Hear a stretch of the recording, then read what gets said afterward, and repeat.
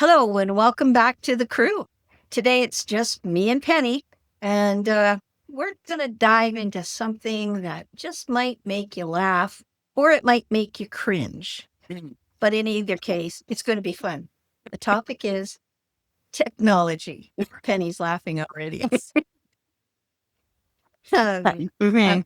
My uh, nemesis, yes.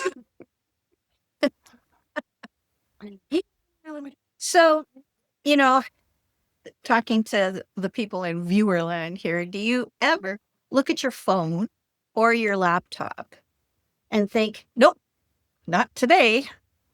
Well, you're in good company. That's Penny's crew. That's where Penny comes from. Penny's world. Yeah, my son So calls I me make a technophobe. That's an interesting word, and it applies. a check the fear. Yeah. So I invite everybody in viewerland to stick around. We're talking about fears and frustrations, and maybe even some possibilities for those of us who didn't grow up with all this tech. All right, with you, Penny? Of course. So far, so good. Mhm. All right. So I don't want this to feel like a hot seat. It really is just a conversation, but we all know I got my little wee cue cards so that I can remember where I'm supposed to go.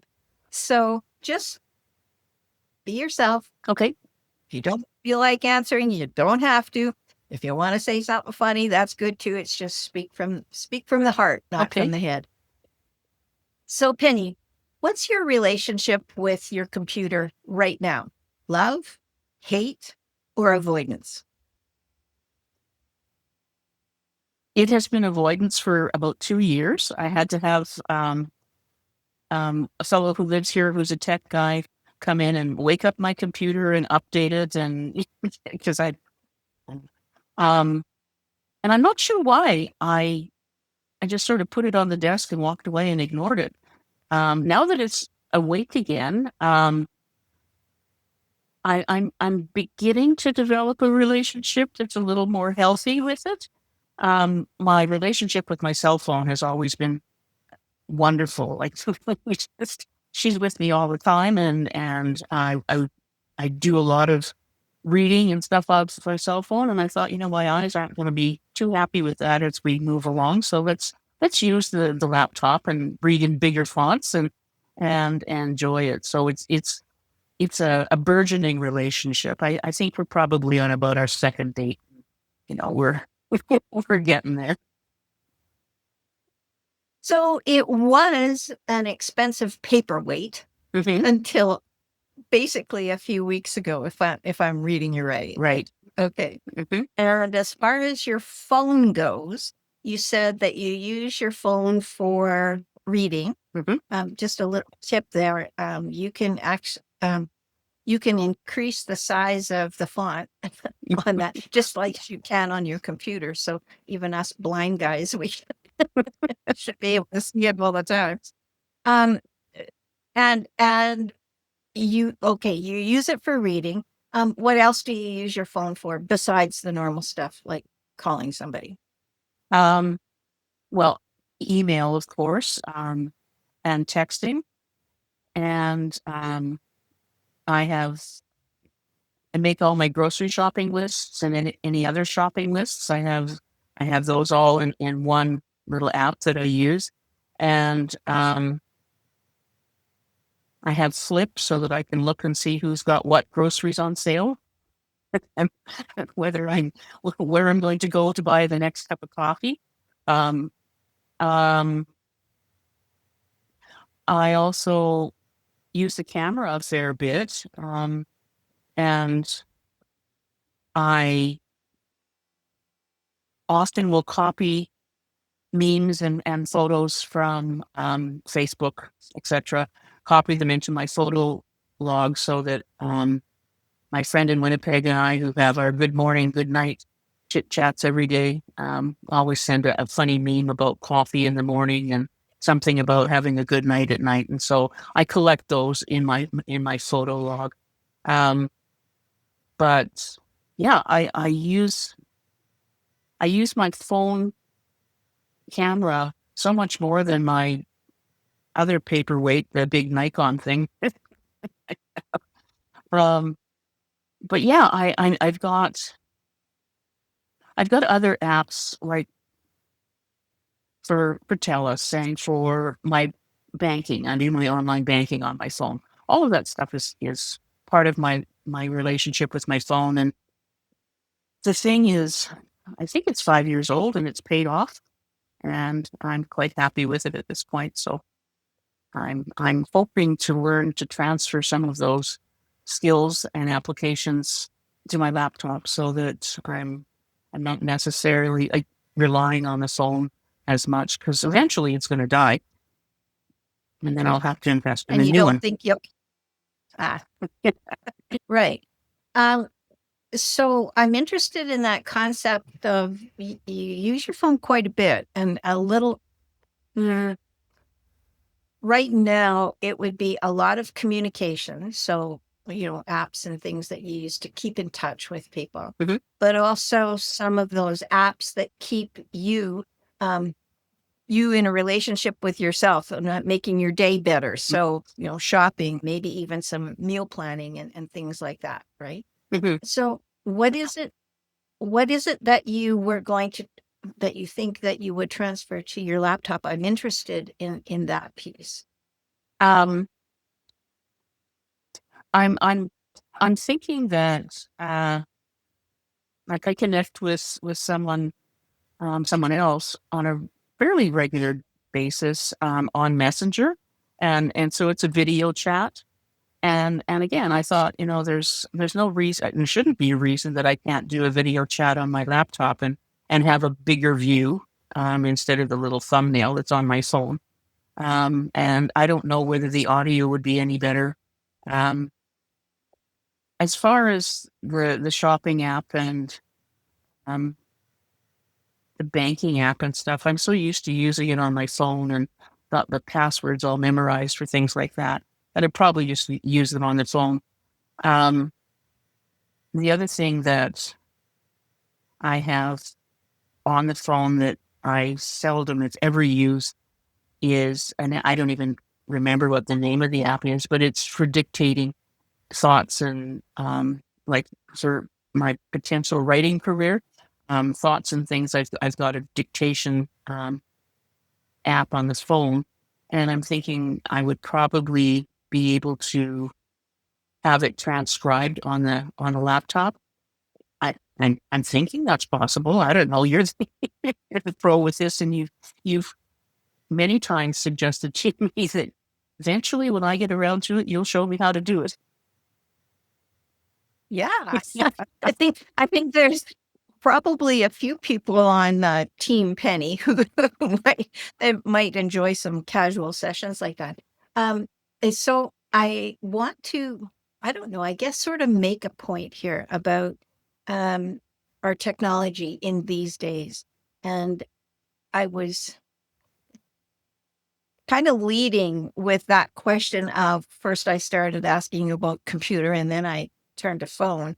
And that's because many, many, many, many people still view them, those two devices, as two separate things. And what I'd like to get across here, it really doesn't matter if you're using an app only on your phone, and you and I'm going to sound a bit critical, but I'm going to pick at your words a little Mhm. because it's how your head is thinking.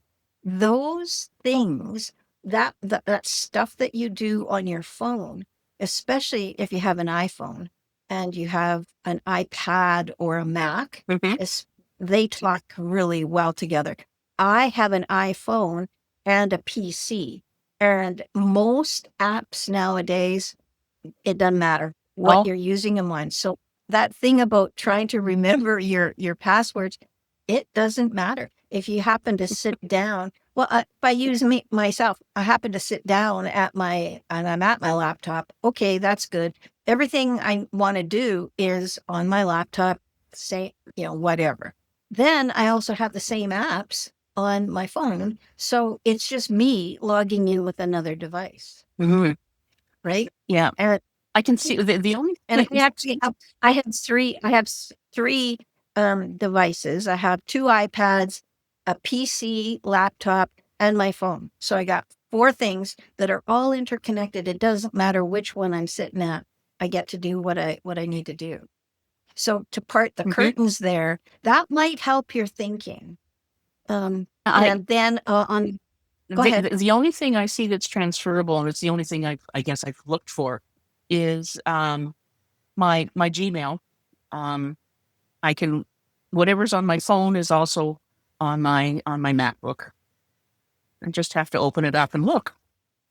They all work like that. All the apps work like that nowadays. Didn't used to, Mhm. but your banking, your everything, anything that's cloud based. Mm. Like I don't know about your shopping app. I don't know if that's just resident on um if you had to actually download software. I doubt it. It's probably a cloud app, and as soon as it's a cloud app, that'll probably be available to you on every device that you can think of. So, so the only thing is that I know a little bit about your history because you were telling me one day you take a lot of pictures, like that big paperweight that you said your big camera. So you love photography. So that's about the one thing that, and said, okay, well, that needs to be backed up because, first of all, if you're holding that in your iPad or the memory of your phone, even, um, that's going to eat up memory Mhm. quite badly. Oh, a lot in the back days, we always used to use, like, I had a great big hard drive used to sit beside an Mhm. external hard drive sit beside me, and you would just transfer things to that. And that I replaced with, again, a cloud-based system. So I didn't have to drag around the external hard drive. And sometimes they break, right? Mhm. Whereas the cloud-based systems, yeah, you pay a little bit of money, but I forget what my hard drive cost me. I mean, it wasn't cheap. And the cloud-based systems are usually a monthly or yearly subscription. And those are all backed up in the cloud. So you're very seldom going to lose it. And then you're also not tied to a device. Yeah, because I have these little things um, that supposedly will back things up, but of course it's still wrapped in foil or cello. I've never opened the darn thing. Yeah. So And the experience that I've had in the past is those things can break. Like I've had that happen. mhm. And so then, then you still can't access. And yet I've had zero problem with cloud-based backups, like on the Mac or the anything, iPhone, iPad, you can have your cloud-based just through Apple and Mhm. just pay. It's very inexpensive to have extra storage up there. I also use Dropbox because Mm. Dropbox for me functions just exactly like my laptop. I can use the same file storage system, Mhm. and yet to download or to give somebody else access, that's something you might want to consider. Is that you have one or two people in your life that will be able to access your stuff when I always go when the bus hits, right? When the bus hits, who can get to that stuff? Mhm. And if it's on a physical thing that sits beside your computer, yeah, that can happen. They can come and get it, but much easier if you share that in a communication with your family or a couple of good friends or a little bit of each, Mhm. and then your stuff lives on. Yeah. What would you think about that? Well, I thought about the cloud, and because I mean, I do have obviously everything. I have a lot of cloud based stuff. I thought a little every once in a while I get a little notice that you've got too many photos and perhaps you should get rid of some of them because your cloud is data is full and or you can pay $1.49 and get some more.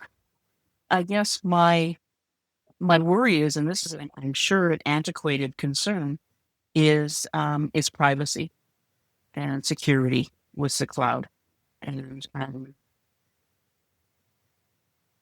I'm sure that that's not an issue anymore. I think it used to be an issue where sharing things that way or storing things that way was potentially a security or privacy issue, but I can't imagine it still is. I mean, so many people use it, and I haven't heard anything lately about any concerns. It's just this old tape going around from when I worked with the government health services, and there's, you had to be secure and private about everything. And don't you dare put anything on a um, publicly accessible data collection. So, that's just an old tape running around in my head. Sure, and I guess it depends on what exactly it is that you're sharing. As an example, in Dropbox or even in the Apple Cloud, um, you know, think about, well, what kinds of things are you putting up there? You're putting up pictures, and you're putting up, like, I guess I should ask you, what kinds of things that you think to put up in the cloud? What is it that you want to store on those things? And then when you take a look at that, um, those systems are either, well, they're as secure as plugging into on your little device. Maybe they're even more secure. And the reason I say that is because when you plug that little device into your laptop or your iPad, that becomes part of your computer. And if there is, the boogeyman out there, and he's got a hook into your device, well, then he's got a hook into your thumb drive as well. Whereas the security up in the cloud is probably a lot greater than the security that you have, on your. So there's that to think about. The other thing is that you're not likely storing, well, in the apps that you use, let's put it that way, in the apps that you use, those apps have their own security system, just like the government does for your health records and all the rest of that. And we all know that if hackers want to get into something, they're going to get into something. It's just basically, I think it's one of those things that, there's a whole bunch of good things, and then there's a small number of bad things that happen when we move forward to something new. Yeah, and as far as what would I put in it, obviously I have this little thing here with about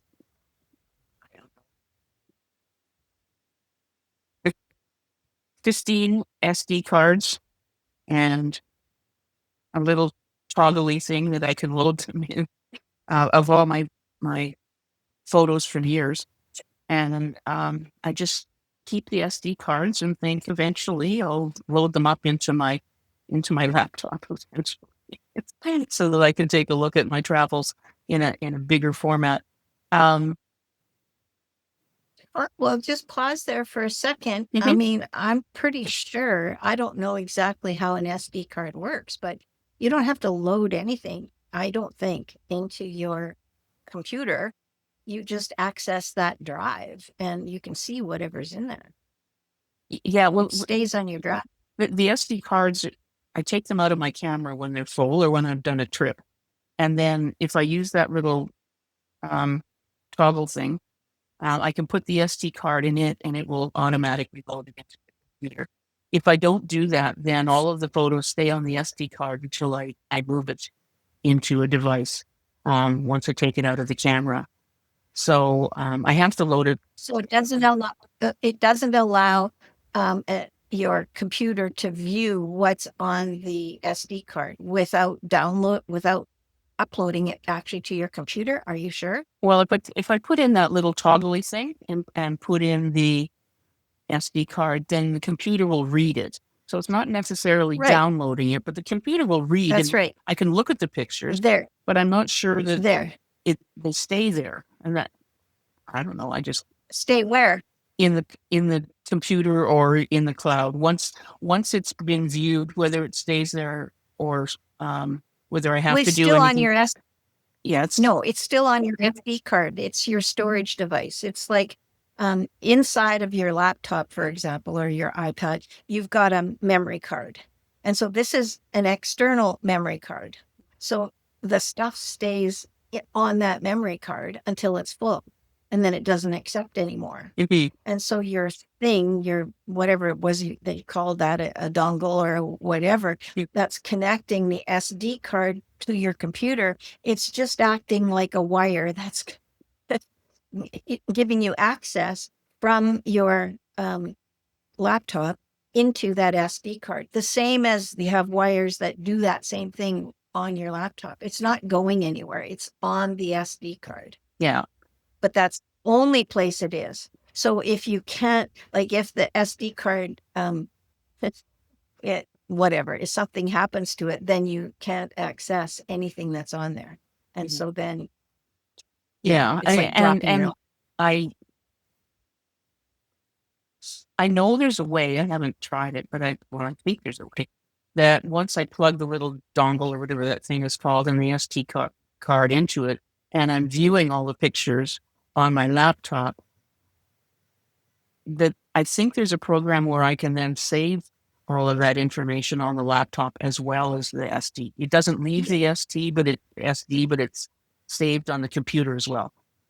What else would I save on the cloud? Um, I guess some of my early drafts and dictation or thoughts about a memoir, and I haven't, I'll keep my manifesto private. Just kidding. I don't have a manifesto. Okay, so there's a tip for you there. I'm pretty sure iCloud might work this way, but I'm a Dropbox person from way back when. It's very inexpensive, and it can Dropbox in the cloud. Everything stays up there, but I have a sync that works down to my laptop. I could sync it to my iPhone too, but I don't. It syncs to my laptop. So anytime I do something on a file that I have stored up in the cloud, it's also stored on my laptop. And when I make a change in that file, it syncs the two. So I've always got a backup up there. Yet I can work offline on my laptop, have everything there, and then when I'm connected again, it does its sync in the background. So I think that's something that would definitely trump down that one little hesitation. It's so seamless. It's just really seamless. I wanted to move to an example for you, and you might have to think back on this a little bit because I know you're trying to not use your laptop as a paperweight that you want to use it. But even with the phone, if you could define it, what would be one of the scariest things for you in your head? Maybe you've gotten rid of it so far, but what's the scariest thing about using technology the way it is today?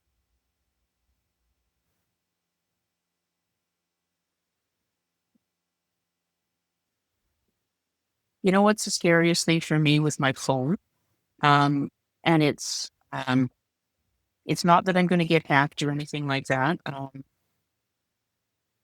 My bank account has been hacked a couple of times, and I just work with the bank, and we sort that out, and they can issue a new card, and all's good. Um, I think the scariest thing about my phone is losing all my contacts because I don't have all of my contacts of my friends and their emails and their contact information. Um, if I lost that, that would be no, I don't know how I would retrieve it.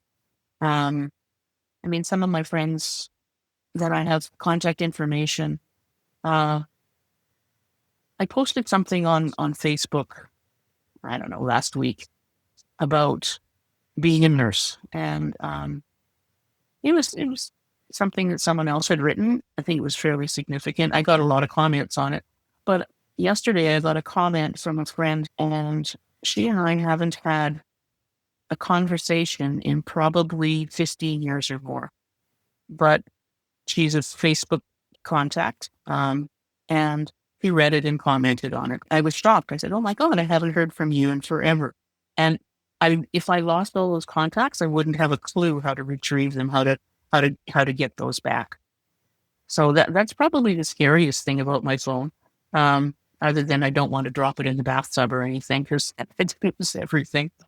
But my all of my contacts in most of them are in Facebook, but there's others that are in I have some contacts in my mail file, and losing that would be the scariest thing.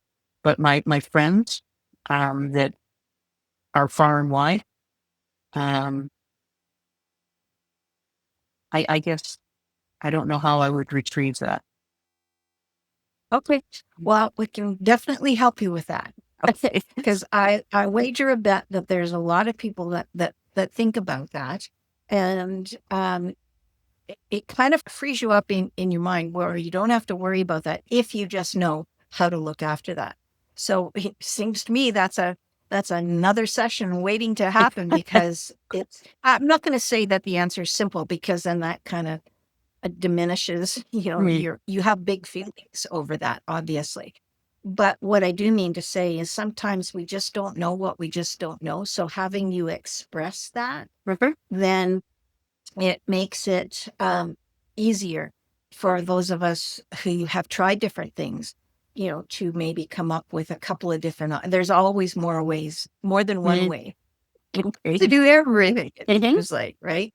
So yeah, be more than happy to talk further on that. Yeah. So if you could, and if tech could do something that could make life easier or more fun for you, what would it be if it could? That's a good question.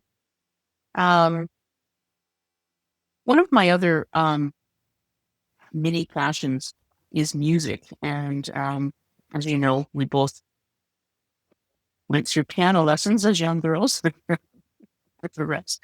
And I guess one of the things that I'm sure can happen is if I said to my phone or my laptop, play me some a playlist of classical music from Baroque, and just talked into it and asked it to do it. Um, that would be fun. That would be nice instead of going through the TV list of music or having shitty speakers on the TV, but just be able to ask it, hey, can you play me a Baroque playlist? And it would say sure and start. That would be fun. Ah, that's awesome. What one I think you referenced it earlier in our conversation, but you at one point were wanting to write a book. Um, do you, if tech wasn't about work so much, if you didn't equate using that computer with your work, because I know you expressed that to me Mm-hmm. once before. I had to use it at when I was at work, but Two I don't 24 want to inch work now. monitors. Yeah. Yes. Mhm. And that's a big one for many people, I think. But what if tech wasn't about work? What if for you, what if it was about doing that musical interlude, like you said, making that easier? Or what about if it was about sharing your story? What if that could be easier? Oh, well, it would be wonderful. Um, I, I I mentioned to you that I was reading a book that's basically a memoir, um, and I know to sort of read like a writer. And as I was reading it in my head, I had this tape playing of well, I could write about this, I could say this, but it was all playing in my head while I was reading this book. I didn't verbalize any of it, and so I lost it by the time I closed the book and made dinner. Those things don't stay. It is kind of frustrating when I was reading this book and had all these tapes playing in my head of what I could write about. Closed the book, came in, walked the dog, made dinner, and it was all gone. So, what's holding you back from? I get the feeling that you do enough research to know that there's possibilities on things.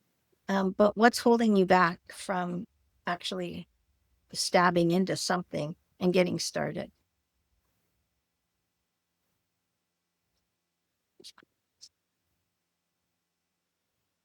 Part of it is I'm a procrastinator. I mean, that's, there's, you know, I saw this meme the other day that says, gosh, I wish one of my personalities would like cleaning because I can avoid doing that. And I'm so used to pen and paper and scribbling things out and highlighting things on pen and paper. Um, and can I do that if I dictate into my phone or into my laptop and I don't like what I've written or what I've said and it's written it all out. Then what do I do with it? And I'm sure there's a way to highlight and I'm sure there's a way to delete. And as we began, I'm just on my second date with this thing.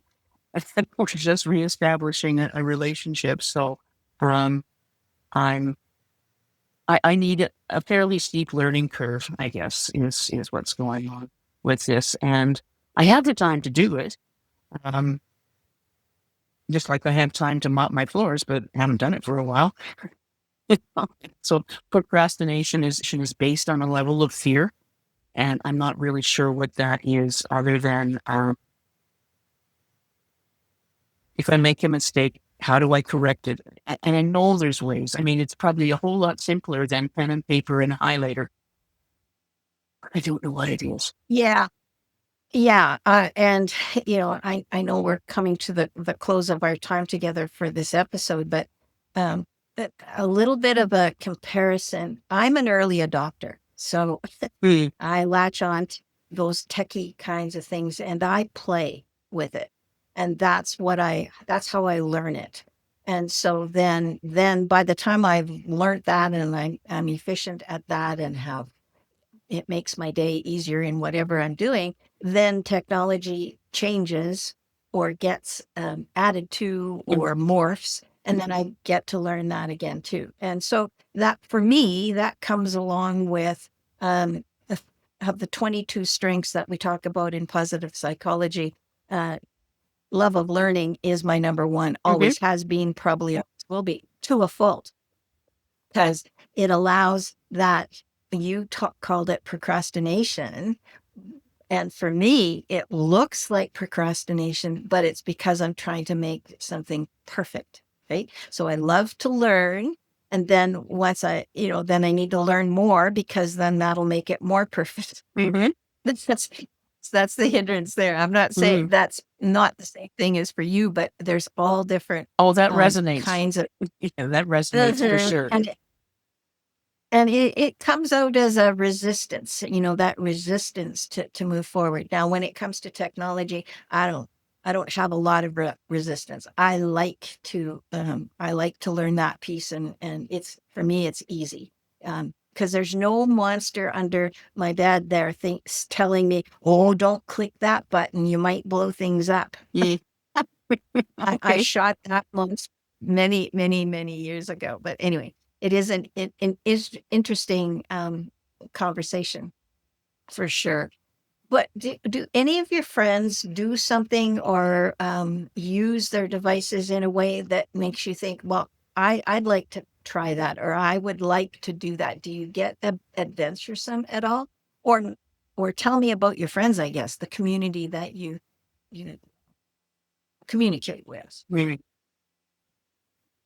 Well, the vast majority of them are at a distance. Um, and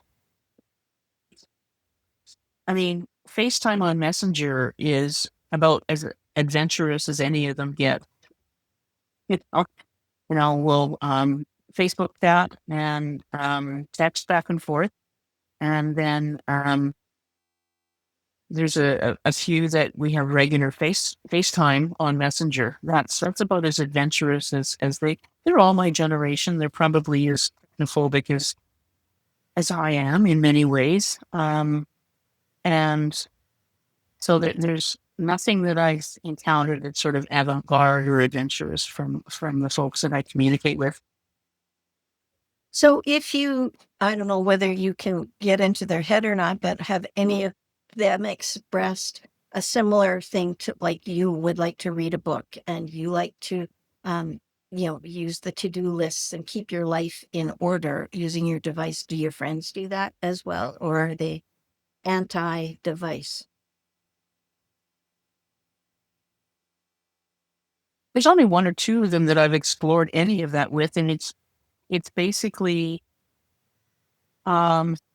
hey, have you tried Flip for keeping, for checking out to see what's on sale at the grocery store? And do you use notes to keep a list?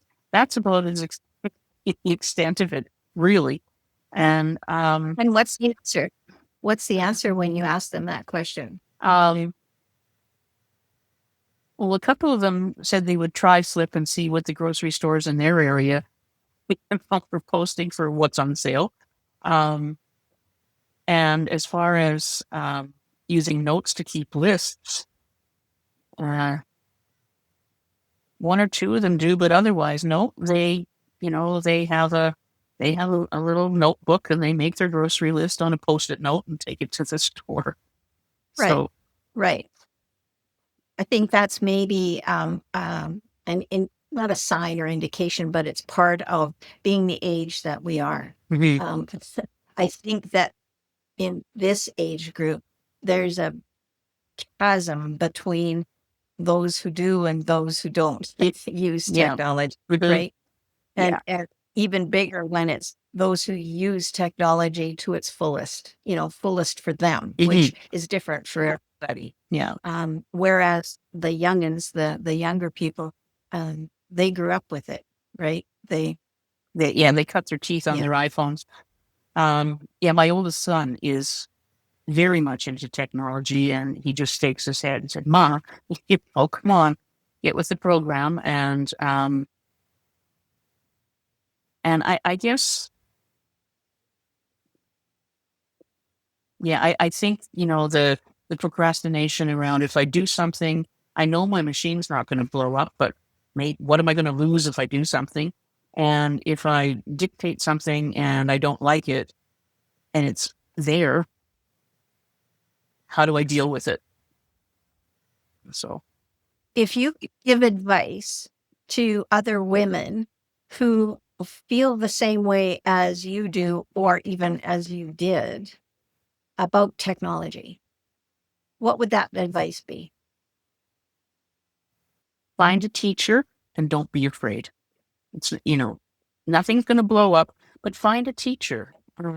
And because I know I can learn online. Like I did a couple of things yesterday that I looked up on Gmail, or not on Gmail, on the internet thing, and looked up, how do I do this? Followed the instructions and it worked. Um, and so finding, I mean, that's simple stuff, but finding a teacher that you trust and feel comfortable with, and you might have to slide over $1 or two to get some lessons, but I learn much better with someone who's sitting beside me and showing me, and that's what happened when we woke up the paperweight.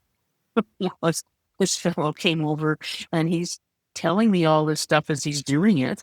Um, and it made sense. And so I think find a teacher is probably the best advice if you want to move forward with technology. That's Yeah. that's the big thing is I can read something on my phone and try and apply it on my laptop. But I learn much better with sort of hands-on face-to-face. Don't worry, Pan, you can do this. And here it goes. Yeah, it's not even a teacher, it's more of a coach, Okay. right? Yeah. Okay. Coach, cheerleaders. Mentor. Yeah, Yeah. for sure. Yeah, for sure. Sure. So I'm talking to our viewers now. So what about you? Are you on Team Penny, where you're willing to try a few things now and again, but you feel like you need a little bit of help or encouragement from time to time? Or are you just content to keep things status quo, the way things are, and your life is fine that way? So I'd like you to share in the comments, what are some of your stories? What are your thoughts about this tech stuff? And I'm going to enjoy reading those. I know that. I think there will be a lot of opportunity for discussion. Penny, I want to thank you for joining me today and having the surprise topic of technology, and for being honest and open with your feelings and how it feels for you to be in this new space of this little bit of tech and a little bit of some lessons that we had this morning. And hopefully we can continue the conversation at another time. Thanks, Penny. Thank you, Diane. It was a surprise topic, and I appreciate your your gentle coaching and kindness, dragging me through my fears. That it's very helpful. So thank you. No problem, Penny. Take care. All right.